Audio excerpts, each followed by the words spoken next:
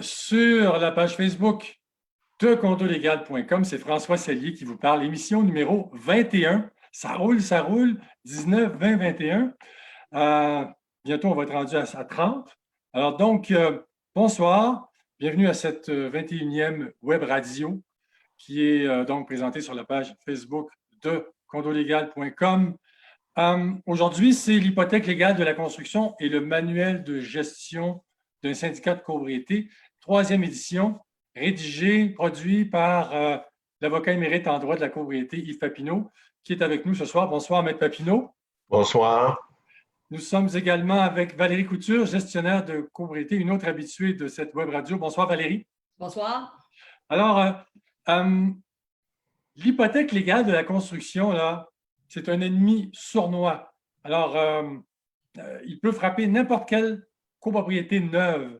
Advenant que le constructeur n'a pas payé ses sous-traitants, par exemple un maçon, un plombier, un électricien ou un tireur de joint, une hypothèque légale de la construction pourrait être inscrite sur toutes les unités de la copropriété ciblée. Autrement dit, là, si le promoteur ou l'entrepreneur n'a pas payé tous ses sous-traitants, n'a pas payé tout le monde pendant les travaux de construction, ce sont les copropriétaires qui devront honorer la facture. Et oui, ça peut paraître bizarre et injuste, mais c'est comme ça. On va parler d'ailleurs de cette situation qui peut paraître aberrante pour le commun des mortels, mais il y a une explication juridique à ça. La valeur relative de chacune des fractions que représentent les condos sera calculée afin de savoir qui devra payer combien. En d'autres termes, cela veut dire que les propriétaires d'appartements situés au demi-sous-sol, par exemple, paieront moins cher que d'autres qui vivent au 3e, au 4e ou dans un appartement terrasse communément appelé un penthouse. Il existe également ce que l'on appelle l'hypothèque légale du syndicat. On va en parler ça aussi si on a le temps. Mais avant d'aborder le sujet, le vif du sujet, un autre sujet vif, c'est la parution de la 3e édition du manuel de gestion d'un syndicat de copropriété. J'en parlais en début d'émission, rédigé par Maître Yves Papineau. C'est un ouvrage qui s'adresse à tous ceux qui s'intéressent au merveilleux monde de la copropriété. Et oui, la copropriété, ça va bien, ça ne va pas juste mal. Il y a des syndicats qui vont très bien. Ça s'adresse à tout le monde. Même si ça va mal, ça s'adresse à vous aussi. Peut-être même plus à vous. Donc, ça permet de comprendre les nombreux tenants et aboutissants du droit de la copropriété divise et c'est vulgarisé. Donc, c'est vulgarisé pour rendre accessible un sujet qui peut paraître aride à certains égards. Là, Le droit de la copropriété, c'est du droit. Là. Alors, donc, le droit, c'est pas toujours amusant, entre guillemets, mais quand on le comprend, ça le devient, curieusement.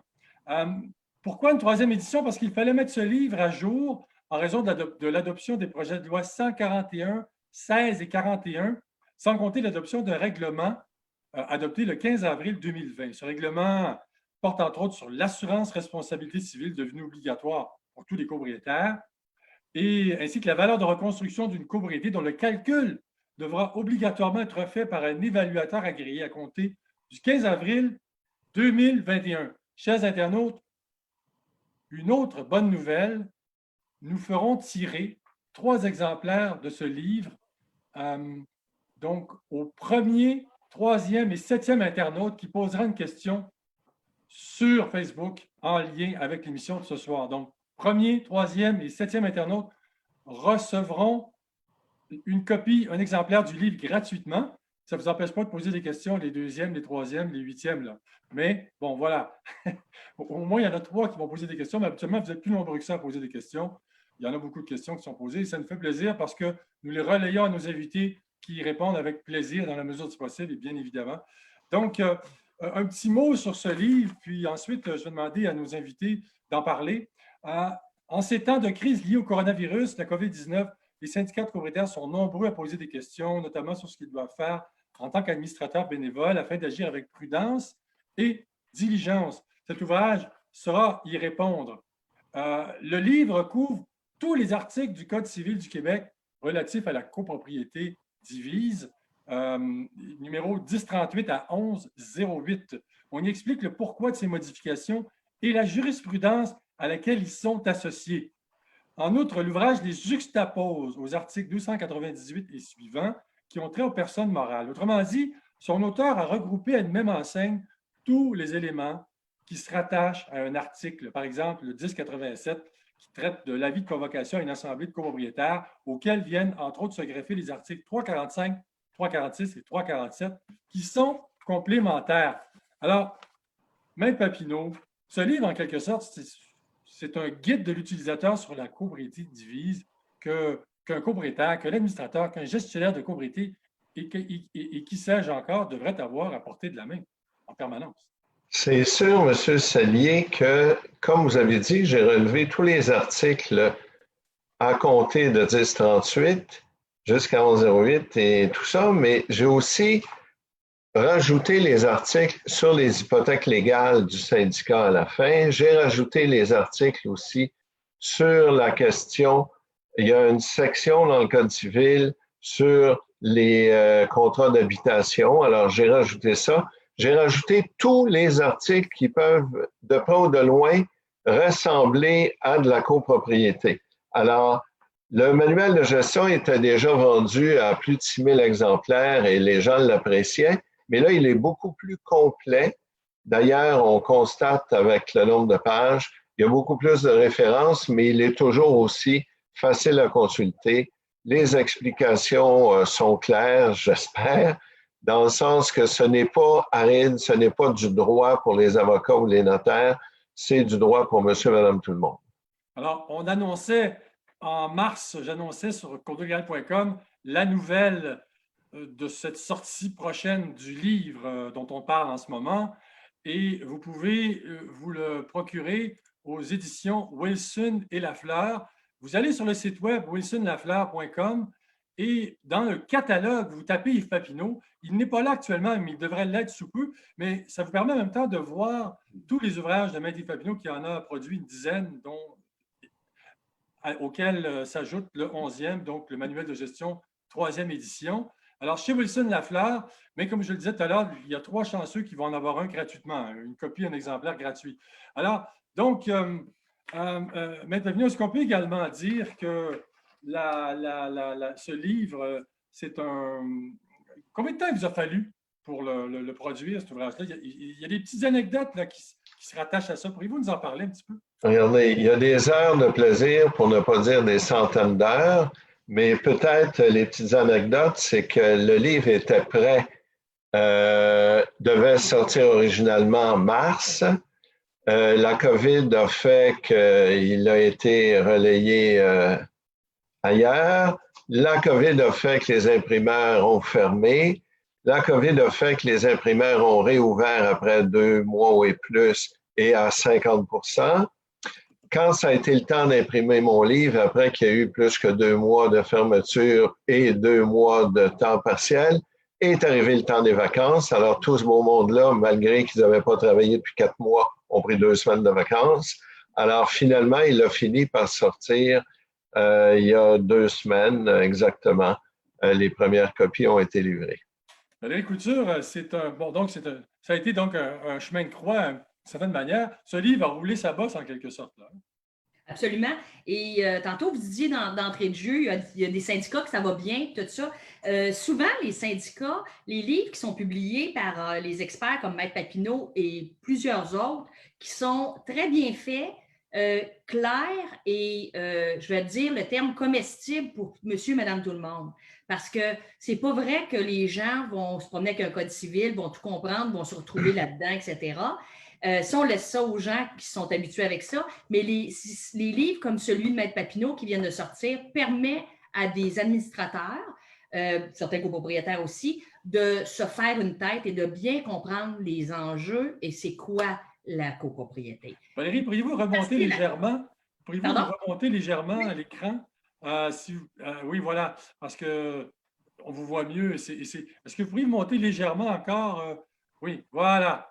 C'est parfait comme ça. On ne bouge plus. Donc, Valérie Couture, vous avez vous consultez cet ouvrage au besoin en tant que gestionnaire de copropriété et ça vous est fort utile. Tout à fait. Et vous ne seriez pas surpris de voir dans plusieurs sacs de gestionnaires, lorsqu'on s'en va en assemblée, c'est le livre qui nous suit partout parce qu'on peut y référer. Souvent, il est rempli de post-it, de couleurs et tout ça, mais c'est comme une Bible pour les gestionnaires qui ont sous la main tout le temps. Alors, j'ai une question là, parce qu'on parle du livre encore. Est-ce que les dates d'entrée en vigueur des règlements et lois sont citées dans le livre comme référence? Bon, ce que j'ai fait de différent, c'est que vous allez avoir pour tous les articles nouveaux la date d'entrée en vigueur. Vous avez l'ancien texte de loi, vous avez le nouveau et j'indique quelles sont les modifications. Par contre, il y a certains articles, très peu, dont on n'était pas encore au courant de la date de mise en vigueur. Mais comme je vous dis, il y en a très peu, mais la presque totalité, vous avez toutes les dates d'entrée en vigueur et les parties de l'article qui est en vigueur, quand, comment et à quelle date. Alors, félicitations à Mario Deslauriers, qui est le premier à avoir posé la question en rapport avec les sujets de ce soir. Vous méritez donc un exemplaire de ce fameux manuel de gestion, 3e édition, d'un syndicat de copropriétaires. Alors, Maître Papineau, est-ce qu'on donne mon courriel ou on donne le vôtre que vous allez... Mais regarde, M. Sellier, que les gens vous donnent leur adresse résidentielle et moi, je vais pouvoir transférer ça à l'éditeur qui va les faire parvenir directement. Alors, M. Deslauriers, vous êtes invité à m'écrire, à me donner vos coordonnées à Sellier38, CELLIER 38 @yahoo.ca, donc YAHOO.ca, Sellier38 @yahoo.ca. Une autre question, une internaute demande en librairie, mais laquelle? Donc, il y en a seulement une. Il y a Wilson et Lafleur seulement, n'est-ce pas, M. Il y a certains libraires qui ont, je vous donne un exemple, les petits livres, le condo, tout ce qu'il faut savoir. Si vous le demandez en librairie, ils vont vous le faire parvenir. Mais de toute façon, Wilson Lafleur, vous le commandez sur Internet et ils vous le livrent directement chez vous pour des frais minimes. Alors, je vais redonner l'adresse du site. Alors, vous allez wilsonlafleur.com et vous tapez dans recherche catalogue.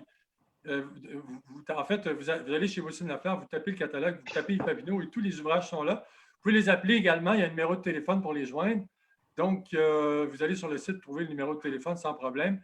Alors, dans la section, j'imagine, bref, oui, voilà, juste ici, en haut à droite, vous avez le numéro de téléphone, vous appelez là et vous pourrez vous procurer cet ouvrage. Alors, félicitations à Marc-André Hardy-Dussault, qui est intervenu en 3e lieu. Donc, il se mérite également un exemplaire du livre. Félicitations, bravo. Alors, je vous invite également à m'écrire à cellier38 @yahoo.ca.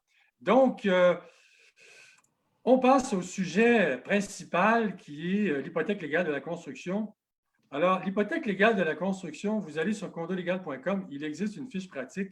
Vous allez ici dans la section achat et vous tapez fiche pratique. Et dans fiche pratique, vous allez dans, là ici, je vais dans fiche pratique, et vous allez à la page 2, je crois, et vous tombez sur hypothèque légale de la construction. C'est bien cela. Est-ce que c'est bien cela?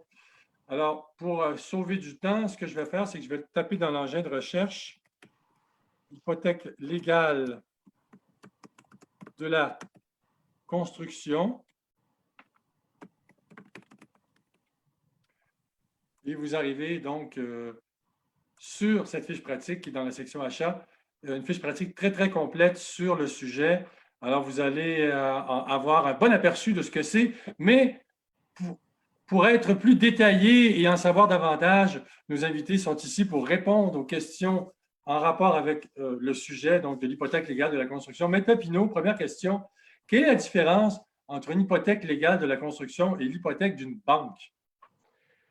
Alors, l'hypothèque légale de la construction, c'est comme l'hypothèque légale du syndicat. C'est une hypothèque judiciaire, tandis que l'hypothèque d'une banque, c'est une hypothèque conventionnelle, c'est-à-dire que le débiteur consent à ce que le créancier ou la banque, le prêteur, inscrive et publie une hypothèque légale contre son titre de propriété. Tandis que l'hypothèque légale, qu'elle soit du syndicat, du gouvernement ou de construction, elle est inscrite sans autorisation et sans le consentement du débiteur sur son titre de propriété. Oui. Alors, bon, l'hypothèque légale de la construction, pour le commun des mortels, ça peut paraître bizarre. Je veux dire, vous achetez un condo neuf et 25 jours plus tard, un huissier de justice frappe à votre porte et vous dit, Monsieur ou Madame, ou les deux, voici, je vous remets un avis d'hypothèque légale qui a été inscrit sur votre unité parce que le constructeur n'a pas payé tous ses sous-traitants. Alors là, tu te dis, bon, pourquoi moi je paierais, là? C'est un peu bizarre, ça peut paraître aberrant. Est-ce qu'il y a un moyen, parce que vous achetez un condo neuf, vous ne le savez pas qu'un avis d'hypothèque légale peut être inscrit sur votre unité. Est-ce qu'il existe des moyens pour se prémunir de cette malédiction avant d'acheter? Alors, il y a plusieurs moyens, mais souvent les gens ne le savent pas. Premièrement, vous pourriez exiger de voir la quittance de tous les sous-entrepreneurs ou des sous-traitants qui ont procédé aux travaux. Deuxièmement, le notaire est là pour vous protéger. Alors, le notaire devrait vérifier quant à une possibilité d'avoir une hypothèque légale de publier. L'autre possibilité, je comprends qu'on en parle un peu plus tard, il y a l'assurance titre, mais il existe plusieurs façons de se protéger. Mais la meilleure façon de se protéger, c'est d'acheter un condo d'un constructeur réputé que l'on connaît et non pas de se promener le dimanche après-midi et d'acheter ça d'un constructeur qui a incorporé sa compagnie Québec Inc. le lundi, qui a commencé à construire le mardi, là.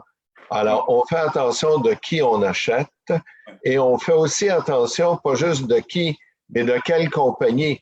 On a des compagnies qui sont connues, qui utilisent toujours des compagnies Québec Inc. différentes. Ils vous font à croire que c'est eux, la compagnie de renom qui a construit, mais c'est faux. Votre contrat est avec une compagnie Québec Inc. Et cette compagnie Québec Inc. souvent est fermée tout de suite après la fin de la construction. Alors, assurez-vous et exigez d'avoir des preuves de paiement. Exigez au pire aller que le notaire fasse une retenue pour prévoir ou permettre qu'il y ait des sommes de conserver pour éviter l'hypothèque légale. Donc, si un notaire ne le fait pas, est-ce qu'il est en faute professionnelle? Écoutez, est-ce qu'il est en faute professionnelle? Le syndic de la Chambre des notaires pourrait vous dire, mais il y a une chose qui est certaine, c'est que si vous lui demandez de vous protéger contre l'hypothèque légale et qu'il ne le fait pas, oui, il commet une faute. À votre égard, ça, c'est sûr. OK. Il y a une question qui nous est posée par une internaute. À partir de quel montant on peut faire une hypothèque légale? Et c'est Corinna qui se mérite le 3e exemplaire, soit dit en passant, qui est la 7e. J'espère que c'est bien la 7e. Oui, c'est bien ça, je pense bien. Alors, Corinna, je vous invite à m'écrire au cellier38, CELLIER 38, @yahoo.ca. Félicitations à nos 3 gagnants de ce soir. Alors, donc, la question qui vient de disparaître, c'est à partir de quel montant on peut inscrire un avis d'hypothèque légale de la construction, M. Papineau? Peu importe le montant. Il y a une question de rapport de prix, là. C'est sûr que c'est du 1 000 $ à l'entrepreneur ou au sous-entrepreneur. Inscrire un avis d'hypothèque légale, ça commence à être beaucoup de frais pour 1 000 $, mais il n'y a pas de minimum prescrit par la loi. Ouais. Valérie Couture, en tant que gestionnaire de copropriété chez Condo Stratégie, est-ce que certains copropriétaires dans les immeubles que vous gérez ont dû faire face à un avis d'hypothèque légale de la construction? Et si oui, ça s'est réglé comment? Bien, moi, j'ai vécu il y a plusieurs années là, où est-ce qu'on avait vraiment un plus gros boom de construction, où ça s'est vécu. Et puis, écoutez, quand on parlait d'hypothèque légale, là, c'était environ, là, pendant une semaine, une moyenne de 2 par jour de différents entrepreneurs. Fait qu'on peut parler d'une dizaine d'hypothèques légales pour, quand M. Papineau disait pour le montant, tout ça. C'est sûr que quand on est plusieurs, là, mais je veux dire, on parle des travaux qui sont très, très coûteux. Ça a été un moment très éprouvant et c'est très, très stressant parce qu'un copropriétaire, quand il passe chez le notaire, lui, il dit « J'ai payé ma part de cette construction-là en en réel, c'est ça qui arrive.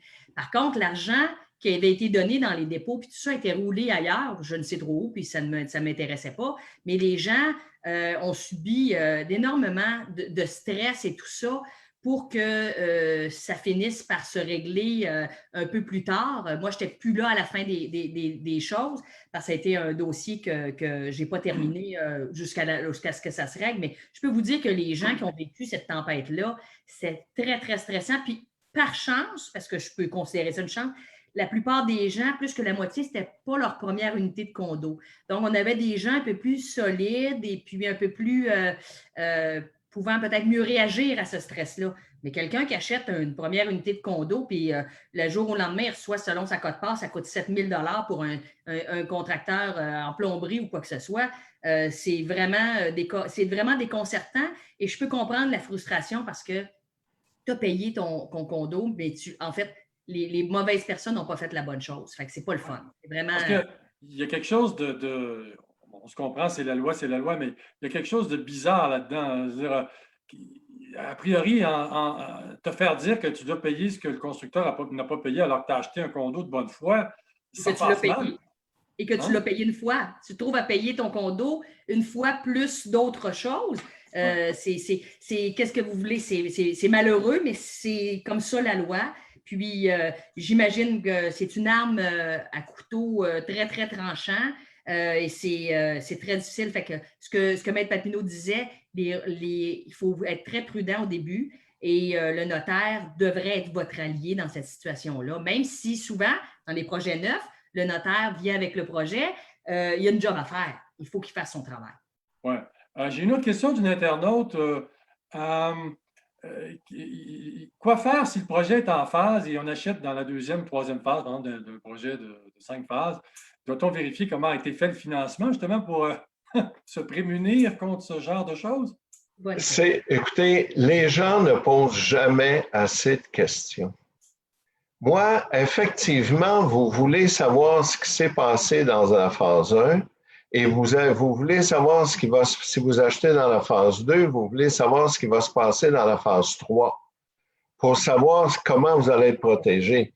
Et souvent, M. Sellier, l'avantage d'acheter dans une copropriété par phase comme ça, c'est que si vous achetez dans la phase 2, le constructeur, s'il veut vendre la phase 3, il est mieux de payer tout le monde, puis sinon, il va avoir une mauvaise publicité. Alors, en plus du notaire et en plus des retenues, la meilleure protection souvent d'un acheteur, c'est que le constructeur va être encore là demain, mais encore là à condition que ce soit avec la même compagnie. Et ça, il faut le vérifier aussi. Ouais. Une autre question. Quand un propriétaire est lambin dans ses paiements et que ça perdure, qu'il est étudié par le syndicat la possibilité d'hypothèque légale, mais que ça n'aboutirait pas, peut-être il pourrait y avoir des ententes entre le propriétaire et le syndicat? Là, on parle d'une hypothèque légale du syndicat. La réponse, c'est oui. Il peut y avoir des ententes. On va en reparler tout à l'heure parce qu'on va y venir à l'hypothèque légale du syndicat, justement. Oui. Mais donc, parmi les moyens de se prémunir contre une hypothèque légale de la construction, là, il y a l'assurance titre. Et il existe une entreprise, bon, il y a plusieurs entreprises, plusieurs compagnies d'assurance qui offrent ce produit, mais au Canada, il y a le Titre Plus qui est en Ontario, mais l'assurance Titre Plus l'assurance Titre Plus est le seul produit d'assurance titre entièrement canadien sur le marché à ce jour. Bon, alors évidemment, l'objectif est d'aider à rester présent dans le marché du droit immobilier en conservant la transaction immobilière locale. On dit que l'assurance titre peut couvrir notamment les risques indétectables et imprévisibles tels que la falsification, la fraude, des héritiers manquants, des servitudes non publiées. Maître Papineau, donc ce n'est pas seulement l'hypothèque légale de la construction, l'assurance titre, ça peut protéger contre bien d'autres choses. Là. Effectivement, une assurance titre, écoutez, il faut par contre vérifier exactement quelle est la protection qui est couverte, mais une assurance titre, ça protège contre l'hypothèque légale, contre des vices de titre, contre différents problèmes. La seule chose, assurez-vous de bien vérifier ce que vous achetez et ce qui est couvert parce que les assurances titres ne sont pas toutes identiques et ne couvrent pas toutes la même chose. Oui, c'est ça. Parce que, pourriez-vous nous expliquer, M. Papineau, par exemple, on peut avoir un problème qui survient des années après avoir acheté le condo, par exemple, un problème avec le certificat de localisation. De quoi on parle exactement? Ben, écoutez, ce qui peut arriver souvent, c'est qu'il y a eu une mauvaise description ou quoi que ce soit, puis disons, la dernière marche de l'escalier se retrouve dans le domaine public sur le trottoir de la ville, ce qui est une infraction à la réglementation municipale, ce qui n'est pas conforme. Votre titre n'est pas bon à 100% parce qu'il y a ce vice-là. Par contre, ça peut se corriger en ayant l'assurance titre protège le détenteur de réclamation de la ville, mais souvent, quand on parle de ça, la ville va vous charger un loyer pour la marche sur le trottoir, mais il peut y avoir aussi différentes choses, une corniche qui est en surplomb du terrain du voisin. Alors, l'assurance titre va servir à couvrir ça, à vous protéger et à corriger si nécessaire. Oui, c'est ça. Qu'est-ce qu'un vice de titre, M. Papineau? C'est quand votre titre n'est pas bon au complet. Je vous donne un exemple. Il peut y avoir des charges, des servitudes qui ont été publiées, qui n'ont pas été vues. Il peut y avoir des gens qui prétendent avoir des droits de propriété par prescription sur le terrain parce qu'ils en ont eu l'usage et ils l'ont occupé pendant plus que 10 ans. Alors, il peut y avoir différentes choses. Alors, l'assurance titre, je souligne que c'est un produit d'assurance qu'on paye une fois dans la vie, dans une vie, c'est-à-dire un montant de... En tout cas, il faut vérifier, là, mais ce que j'entendais il y a quelques années, c'était 300 $ à vie. Et ça protège vraiment, ça peut vraiment être d'un grand secours. M. Papineau, est-ce que je me trompe? Ça peut être, le montant varie suivant la protection, mais quand vous dites à vie, c'est la vie de celui qui l'a souscrit. Oui, c'est ça. Alors, si vous vendez demain, l'assurance titre ne protégera pas votre acheteur. Sauf que l'assurance titre va continuer de vous protéger en tant qu'ancien acheteur, Oui. ancien propriétaire de l'unité. Effectivement. Oui. Valérie Couture, une assurance titre pour vous, est-ce que ça fait partie de votre vocabulaire en tant que gestionnaire de copropriété? Non, on parle jamais ou presque jamais de ça. C'est des choses qui doivent se régler chez le notaire, j'imagine, ou lors du prêt, quand le prêteur, etc., etc.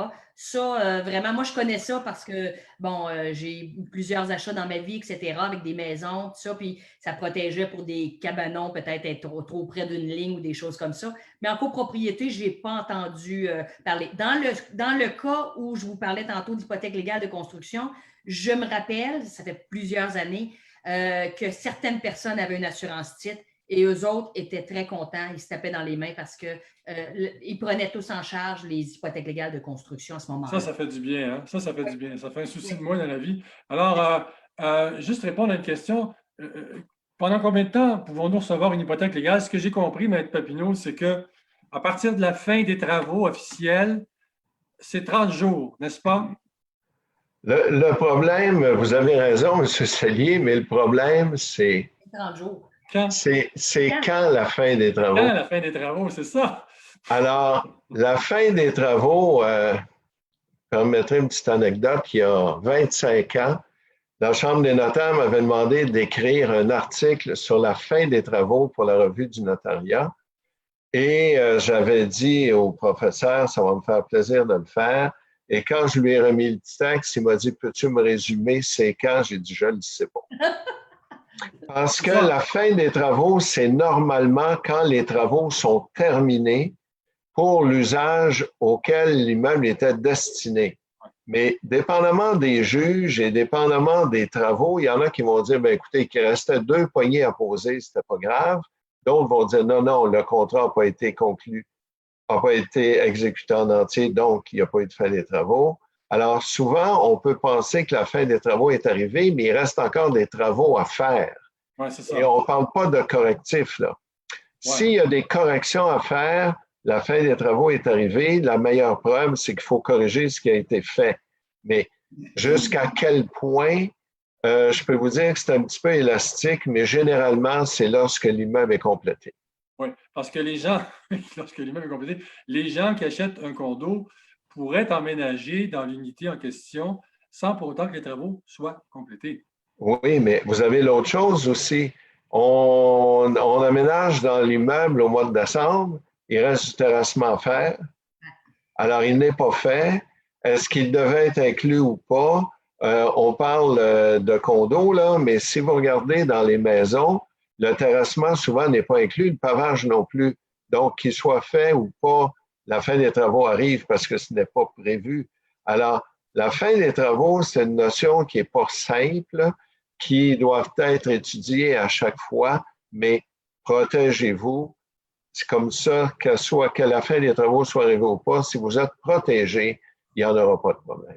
Oui, c'est ça. Alors, je répète l'adresse courriel pour les gagnants, les 3 gagnants d'une copie d'un exemplaire du livre Manuel de gestion d'un syndicat de propriété écrit par Maître Yves Papineau, avocat émérite. Alors, c'est cellier38, CELLIER 38, yahoo.ca, YAHOO.ca. Alors, quelqu'un nous demande qui vend les assurances-titres. Alors, je vais remontrer à cette personne l'adresse. Alors, en tout cas, à ma connaissance, à moins qu'ils n'en vendent plus puis que le site soit désuet, ça m'étonnerait. Alors, titreplus.ca, c'est une compagnie qui est située en Ontario, qui vend de l'assurance titre dans tout le Canada, si je ne m'abuse, à moins que je me trompe, mais ça ne devrait pas. Donc, Mais il y a plusieurs autres compagnies, M. Sellier. Oui? Si les gens vont sur Internet, assurance titre, il y avait Chicago Title, il y a plusieurs compagnies. Oui, sauf que, est-ce que je dois comprendre que Titre Plus est la seule Canadienne à vendre ce produit? Probablement que Chicago Title est américaine, là, effectivement. Oui, c'est ça que mais je ne peux pas vous répondre à ça, là, mais il y a plusieurs compagnies qui le font. Alors, l'assurance Titre Plus est le seul produit d'assurance titre entièrement canadien sur le marché à ce jour. Alors, probablement qu'il y en a d'autres aussi. Ceux qui veulent aller voir ailleurs peuvent consulter le web et en googlant, comme on dit, en tapant assurance titre. Mais titreplus.ca, je pense que c'est une bonne adresse. C'est un assureur à considérer. Donc, ici, titreplus.ca. Donc, pour répondre à votre question, cher internaute, peut-on faire des retenues d'argent si une piscine doit être installée et ne l'est pas, par exemple? Ben oui. Regardez, c'est sûr. Moi, si je vais au magasin acheter 12 tomates et qu'il m'en donne 10, j'en paye pas 12, j'en paye 10. Mais là, le promoteur, lui, ne veut pas parce qu'il va être payé en entier. Il a besoin d'argent pour payer ses sous-entrepreneurs. Le notaire va vous dire, ben là, écoutez, c'est un bon gars, je le connais, vous pouvez prendre la chance. Mais le problème est chez le notaire, dans le sens que si vous ne payez pas en totalité, il va vous dire, parfait, je ne signe pas la vente, puis tu ne rentres pas dans l'appartement, tu iras coucher ailleurs en attendant. Et là, l'acheteur est mal pris, parce qu'il a déjà commandé son camion de déménagement, il a déjà vendu ou loué son appartement, c'est là qu'est le problème. Et ils ne veulent pas, c'est très rare, sauf je vais vous dire, les entrepreneurs responsables et honnêtes vont accepter une retenue. Ceux qui ont besoin d'argent, méfiez-vous d'eux autres, mais souvent, il est trop tard rendu là. Bon, cela dit, évidemment, il y a des entrepreneurs en construction très réputés, très honnêtes, avec qui ce genre de problème n'arrive pas. Valérie, est-ce que vous avez vu ça souvent, des inscriptions d'avis d'hypothèque légale de la construction et des exigences de retenue parce que certaines installations n'avaient pas été complétées encore? Non, moi, ça m'est arrivé une fois dans un projet neuf. Les autres projets, ça a bien été. Il y a eu certaines choses par la suite dans certains projets, mais pas de majeur comme ça. Mais effectivement, ça arrive. Et comme Maître Papineau dit, il faut être très prudent, puis il faut faire ses recherches. Même si quand on achète un condo usagé, on a une vérification diligente à faire. Quand on achète un condo neuf, il y a aussi une vérification diligente, mais elle n'est pas pareille du tout. L'historique du syndicat, il n'a pas, etc. Mais il faut vérifier justement, là, il faut s'attaquer au niveau du promoteur, du constructeur, de toute l'équipe de vente pour voir qu'est-ce qui est le sérieux là-dedans, le montage qui est fait derrière ça. Qu'est-ce qu'il faut penser, une autre question, des nouveaux projets qui obligent l'achat d'assurance titre et refusent la retenue dont on parlait, là, Maître Papineau? C'est comme je vous dis, le promoteur a besoin de l'argent parce qu'il n'en avait pas en partant et il ne peut pas se permettre d'attendre. Alors, il vous dit, si vous voulez être protégé, achetez-vous une assurance titre. Alors, non seulement que vous le payez d'avance pour ce que vous n'avez pas eu, mais pour vous protéger, il vous occasionne une dépense. Ouais. Mais c'est à souvenir de ne plus faire affaire avec ce genre de vendeur-là. C'est un mauvais souvenir, en tout cas, hein, on peut dire ça comme ça. Ouais. Moi, je reviens sur la question, mais toi, Pino, puis Valérie, si vous pouvez peut-être y répondre après. On en a parlé tout à l'heure, j'en ai parlé tout à l'heure. C'est quand même bizarre, mais vous allez pouvoir, Maître Papineau, expliquer le concept légal derrière tout ça. C'est quand même bizarre d'apprendre que, vous achetez un condo, l'entrepreneur n'a pas payé tous ses sous-traitants, puis c'est vous qui vous ramassez avec la facture. Il y a quelque chose de... Ben là, c'est parce que vous le voyez du côté de l'acheteur. Ouais. Mais quand on le voit du côté du sous-entrepreneur, on trouve que c'est une bonne affaire. Parce que le sous-entrepreneur, je vais vous dire, souvent, une fois qu'il a livré son produit et livré sa prestation, comment il fait pour être payé? Il court après le vendeur, puis le vendeur ne le paie pas, il n'y a pas rien. Alors, c'est pourquoi le législateur a prévu l'hypothèque légale de construction en disant on va protéger le sous-entrepreneur ou que ça peut être un architecte, ça peut être un ingénieur, un fournisseur de matériaux, on va le protéger parce qu'il s'est dit l'acheteur peut lui aussi se protéger en ayant une retenue, une assurance titre ou quoi que ce soit. Là.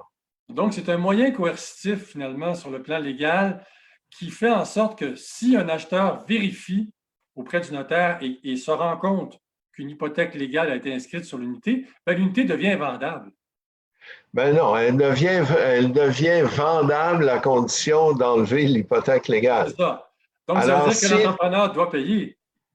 Ben, ou vous devez payer en lieu et place de l'entrepreneur, ou je vais vous donner un exemple, je l'ai eu sur la Rive-Sud récemment. On a convenu avec l'entrepreneur qui avait inscrit l'avis d'hypothèque légale parce qu'il y avait une contestation sur le montant. Alors, chaque fois qu'un copropriétaire vendait son unité, le notaire conservait en fiducie le montant correspondant à la quote-part. Et quand on a réglé le dossier, le notaire a fait les ajustements de tout le monde et on a payé ce qu'on avait à payer, le notaire a remboursé le trop perçu, etc. Alors, tout à l'heure, on parlait justement de cette aberration, mais bon, comme M. Papineau l'explique, quand on se place du côté du sous-traitant, on voit les choses autrement. Parmi les hypothèques légales de la construction que vous avez observées, dont vous avez été témoin, est-ce qu'il y avait des montants substantiels, faramineux? Oui, écoutez, c'est une bâtisse de 80 unités de 17 étages.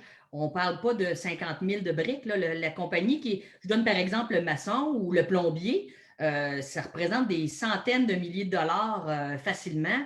Et puis, écoutez, rajouter une après l'autre différentes compagnies, ça montait à plusieurs millions. Là. Fait que c'est sûr qu'on n'était pas dans une situation facile dans ce projet-là.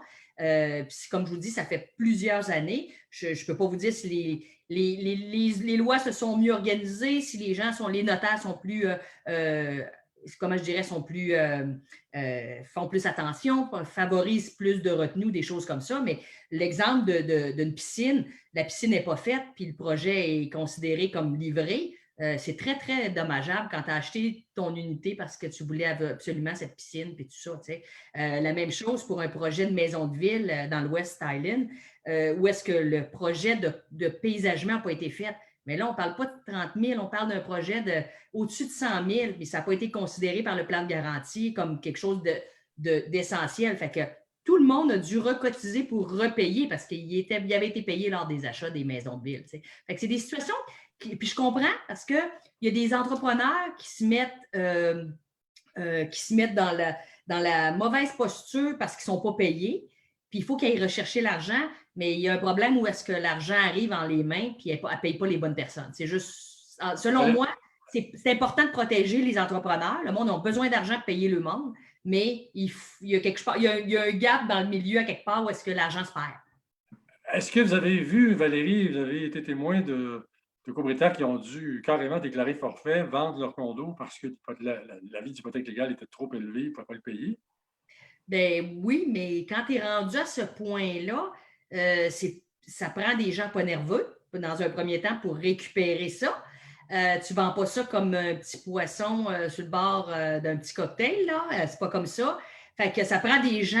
Et oui, il y en a qui ont vendu. Ça a été acheté par un groupe de 3 qui avait pas mal de liquidités, tout ça. Puis ils ont ramassé plusieurs unités puis ont relevé le projet. Mais c'est jamais, c'est pas une vente que tu vas faire ou que tu vas être gagnant au bout du compte, là, hein? On s'entend très bien. C'est important, M. Sellier, peut-être de dire pour les auditeurs, là, parce que vous avez parlé d'un chiffre de 2 millions, il faut rappeler que l'hypothèque légale qui est publiée sur l'immeuble pour 2 millions, le copropriétaire n'est pas responsable du 2 millions. Il est responsable de sa quote-part du 2 millions. C'est pas plus agréable, mais disons que c'est moins onéreux. Ça fait moins peur. Donc, c'est la valeur relative de la fraction qui est prise en compte. C'est ça. Alors, si votre valeur relative est 1,08, vous allez payer 1,08 du 2 millions. Du 2 millions, c'est ça. Alors, évidemment, c'est le juste partage des choses. Qu'arrive-t-il, M. Papineau, si certains propriétaires ne peuvent pas payer, justement, je veux dire, leur condo pourrait être vendu en justice, dit-on, et donc c'est vrai, là, ça pourrait aller jusque-là. Oui. Mais avant d'en arriver là, est-ce qu'un propriétaire pourrait contracter un prêt à la banque ou est-ce que d'autres propriétaires pourraient, je sais que ça serait moins évident, là, mais pourraient payer et obtenir ensuite un congé de frais de condo jusqu'à concurrence de la somme payée pour un autre propriétaire qui ne pouvait pas payer? Écoutez, ça, c'est des arrangements particuliers. La banque, je vais vous dire, ils sont un petit peu mal pris, eux autres aussi, parce que comme normalement, l'avis d'hypothèque légale de construction prime l'hypothèque conventionnelle, le banquier n'a pas le choix. S'il ne paie pas et que le copropriétaire ne paie pas, l'immeuble va être, l'appartement va être vendu en justice et là, on ne sait pas nécessairement à quel prix ça va se vendre. Alors, souvent, le créancier hypothécaire, malheureusement pour lui, mais il n'aura pas le choix de vous prêter l'argent pour que votre appartement ne soit pas vendu et il va le rajouter à votre hypothèque et augmenter vos paiements mensuels.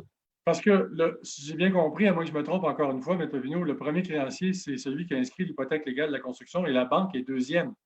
C'est-à-dire que là, on va faire ça simple, là, parce que ce n'est pas si simple, mais les hypothèques légales de construction priment les hypothèques conventionnelles. Parce que l'hypothèque légale de construction a donné une plus-value.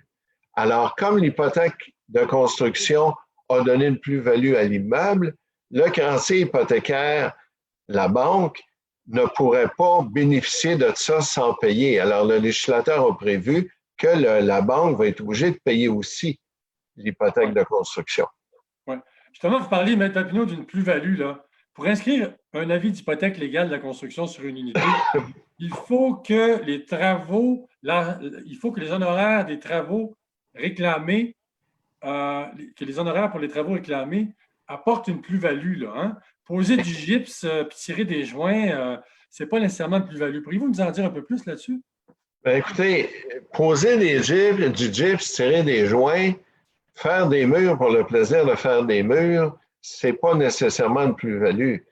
Faire des murs dans un garage, mettre du gypse sur le béton au lieu de laisser le béton visible, ça ne donne pas une plus-value.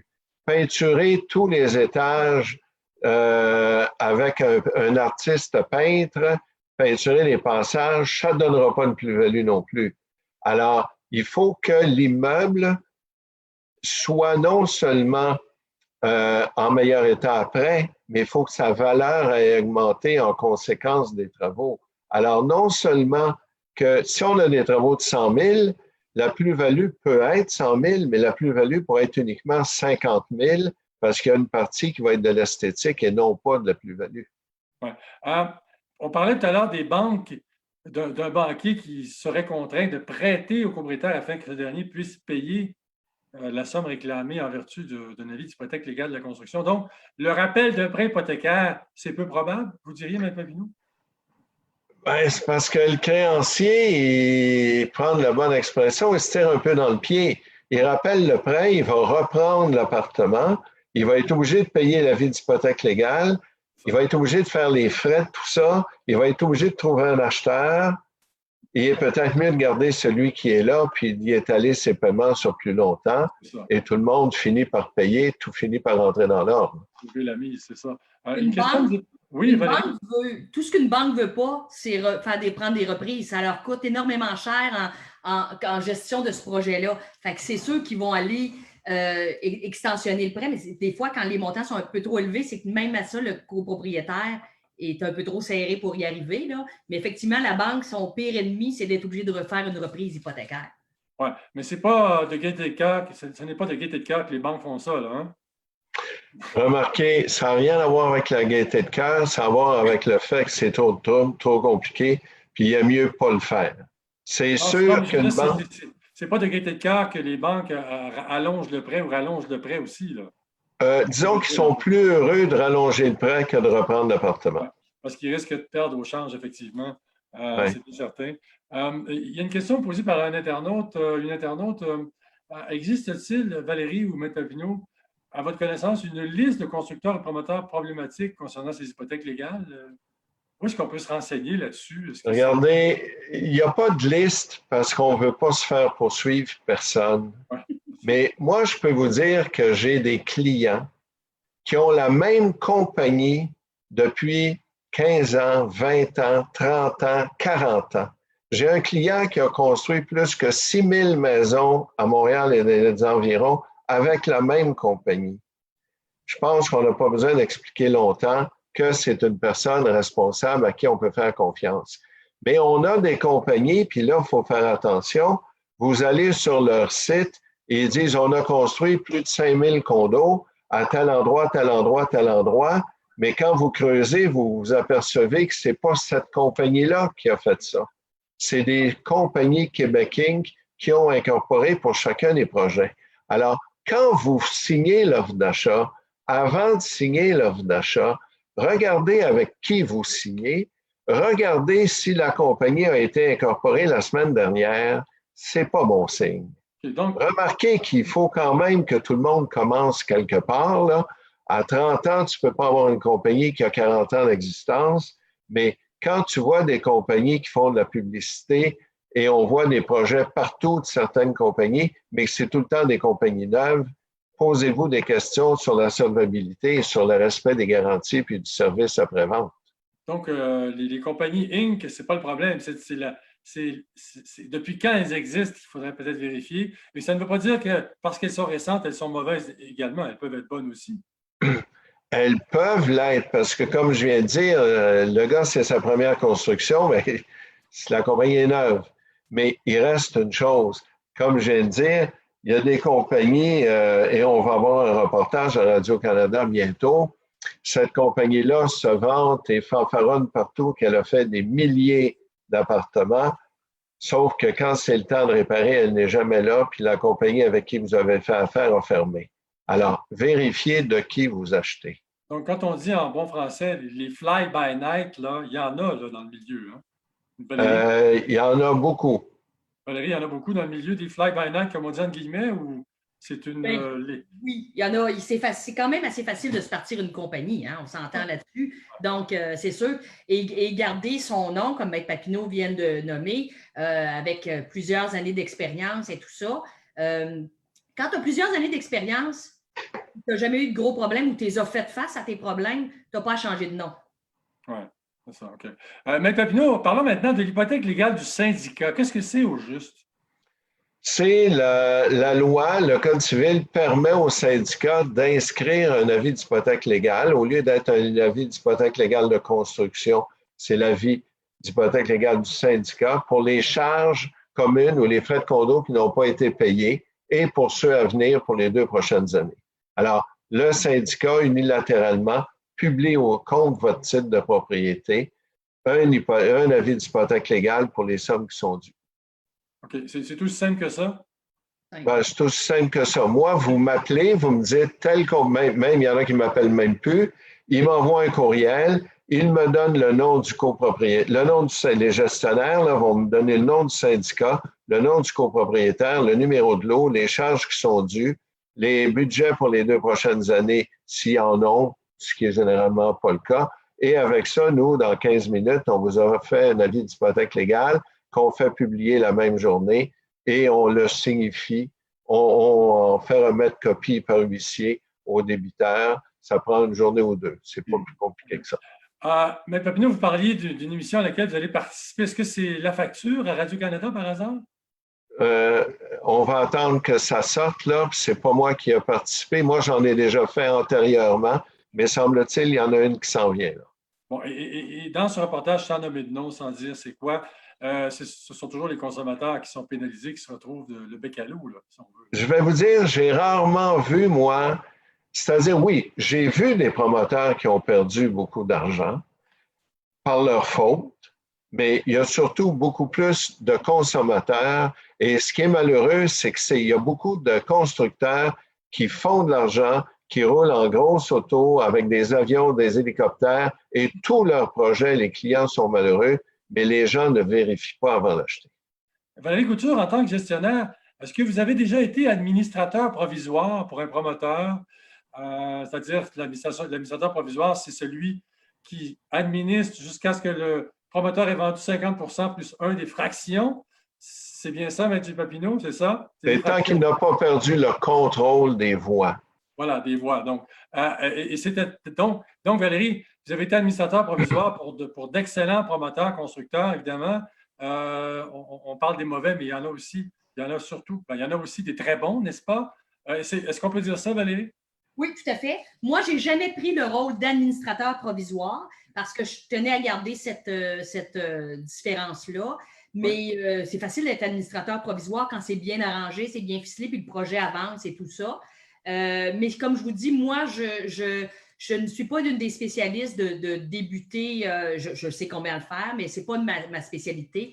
Mais ça a été relativement bien, sauf à une fois, là, où est-ce que j'ai eu un gros problème, tout ça ensemble. Mais non, habituellement, comme Maître Papineau l'a dit, écoutez, on entend plusieurs, des fois, petites brides d'histoire, là, mais les grandes histoires, tantôt, quand Maître Papineau parlait, moi, j'ai des noms qui me sont apparus dans ma tête, que je ne peux pas nommer non plus, mais on parle de gens, et avec l'Internet maintenant, les clients qui veulent acheter un condo ont accès à toute l'information qu'ils peuvent, et s'ils ne sont pas capables de la trouver, il y a des professionnels, comme Maître Papineau, comme d'autres personnes qui peuvent porter secours. Et des fois, d'investir, puis je dis bien le mot investir de l'argent dans ça, mais c'est gagnant pour les années à venir.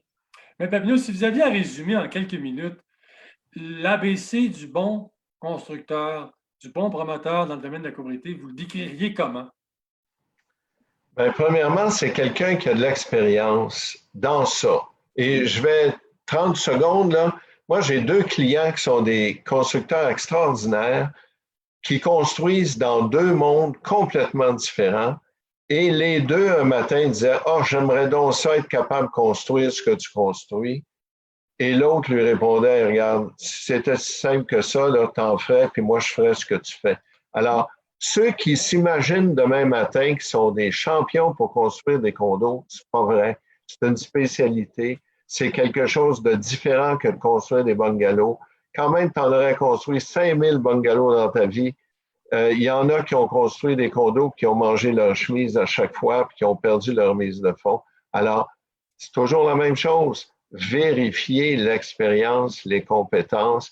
Vous savez, Mme Couture a raison. Moi, je me souviens, j'ai un client, j'en ai plusieurs qui le font, mais j'en ai un qui est venu me voir une journée avant d'acheter. Il m'a dit là, ça coûtera ce que ça coûtera, mais je veux que tu vérifies la déclaration de copropriété.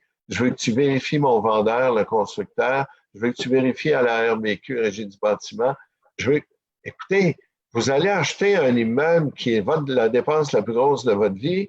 Exactement. Et vous ne vérifiez pas avant, ça n'a aucun sens, alors que pour acheter un téléphone cellulaire, les gens ont passé 5 heures sur Internet pour dépenser 1 000 $, mais pour en dépenser 500 000, ils se promènent le dimanche après-midi, ils trouvent l'appartement beau, puis ils signent l'offre d'achat.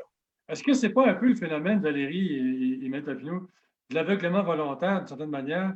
On achète une voiture, on pose des questions sur la garantie, combien de kilomètres, combien d'années. Peu importe le produit, on se méfie, mais c'est comme si acheter une résidence, un condo en l'occurrence, ça allait de soi que c'est bien fait parce que les gens savent ce qu'ils font. Est-ce qu'il n'y a pas un peu cette illusion-là derrière tout ça? Bien, moi, je pense que dans un premier temps, c'est comme quelque chose qu'on n'achète pas souvent. Hein, on le dit, ça risque de nous arriver peut-être une fois, 2 fois, 3 fois. Je pense que les gens se font une idée préconçue qu'il n'y en aura pas de problème et ne prennent pas les précautions nécessaires. Là, on entend plus parler de ces choses-là.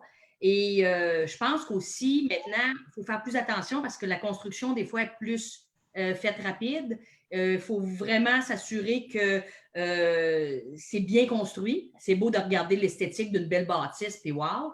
Mais c'est sûr que quand on connaît ça, on regarde et on se dit, OK, ça, c'est des frais supplémentaires dans l'entretien du bâtiment-là. Puis ça, il faut que ce soit bien fait pour pas qu'il y ait d'infiltration. Fait que je pense que les gens seraient grandement gagnants de s'éduquer beaucoup plus sur le condo ou le promoteur ou le projet qu'ils veulent acheter parce que c'est vraiment gagnant. Il faut que tu prennes le temps de te renseigner. Puis effectivement, on enquête 5 heures sur Internet pour une dépense de 1 000 $, puis on se fait éblouir pour un projet de 300 000 $. Fait que il faudrait remettre les pendules à l'heure. Oui, effectivement. Maître Papineau, pourquoi tant de gens ne prennent pas ces précautions? Est-ce que c'est le coup de cœur? C'est parce que c'est trop émotif, acheter Probablement, mais il y a aussi un autre point. Vous savez, moi, je dis aux gens, faites inspecter. Ah, ben oui, mais là, ça va coûter 500-600 $. Ben oui, mais tu achètes un appartement de 300 000. Tu vas acheter des rideaux qui vont coûter 10 000 pour ton appartement. Mais là, tu n'as pas d'argent pour payer une inspection. Tu es peut-être mieux de ne pas acheter de condo parce que tu n'as peut-être pas assez d'argent pour l'acheter, là. Ouais. Les gens ont une drôle de façon de voir leur protection. Vous savez, j'en ai plein de clients, moi, qui paieraient 5 000 une inspection maintenant qui sont pris à payer 50 000 de vice caché, là. Oui, effectivement. C'est un commentaire que quelqu'un nous dit. Je pense que le problème est en état d'information des futurs acheteurs plus que de la négligence de ces derniers. C'est vrai, mais par où commencer, Valérie, quand on veut s'assurer qu'on fait le bon achat, qu'on fait la bonne acquisition? Bien, dans un premier temps, c'est de se documenter sur ça. Il y a des livres. Il y a un livre qui est aussi à vendre sur Wilson et Lafleur. Je ne me souviens pas si c'est Maître Papineau qui l'a. Excusez-moi, Maître Papineau, je ne m'en souviens pas si c'est vous qui l'avez écrit, mais le premier acheteur d'un condo ou des choses comme ça. L'achat d'un condo, tout ce qu'il faut savoir, je pense. Tout à fait, absolument. C'est écrit avec Maître Yves Jolicoeur et André Benoît, là, si je me rappelle bien. Ouais. Donc, là-dessus, moi, si je m'achetais un condo, ça se lit une soirée avec un bon café ou un bon verre de vin, puis c'est réglé. Après ça, tu poses des bonnes questions à des gens qui ont de l'expertise, comme l'équipe de Maître Papineau, et tu peux avoir déjà débuté une vérification diligente qui se respecte. Tout à fait. Alors, c'est chez Wilson Lafleur, dans le catalogue des ouvrages écrits par Maître Yves Papineau, on retrouve ce livre. Non, c'est Maître Jolicoeur, ça, l'achat d'un condo. On va vous le montrer. Vous allez trouver ça, oui, c'est là. Yves Jolicoeur. Je pensais qu'il était dans votre bibliographie aussi. Achat et vente d'un condo, voilà, il est ici. Achat et vente d'un condo, tout ce qu'il faut savoir, coécrit par Maître Yves Jolicoeur, Yves Papineau également et André M. Benoît, si je ne m'abuse. Non, juste Maître Jolicoeur, ce qu'on a écrit avec Yves Jolicoeur et André Benoît, c'est un livre, Le condo, tout ce qu'il faut savoir. Le condo, tout ce qu'il faut savoir, c'est ça. Pour que les gens qui veulent savoir c'est quoi la copropriété, et je vais vous dire, on a vendu 9000 copies de ce livre-là. C'est donc qu'il y a un besoin et que les gens l'ont trouvé intéressant. Tout à fait, tout à fait. Et alors, là, vous auriez dû en vendre 50 000 parce que beaucoup de monde. Oui, mais ça coûte cher, Mme Couture. Il est 14,95. On devrait en faire tirer une autre fois. En tout cas, c'est tout pour aujourd'hui.